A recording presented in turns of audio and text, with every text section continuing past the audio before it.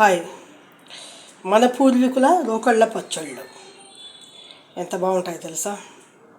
పచ్చళ్ళు తింటే ఏ కొలెస్ట్రాల్ ఉండదండి, ఆరోగ్యానికి కూడా చాలా మంచిది.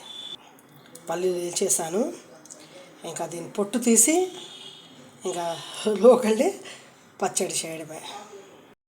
ఇప్పుడు అందులో కొంచెం కొబ్బరి కూడా వేస్తాము.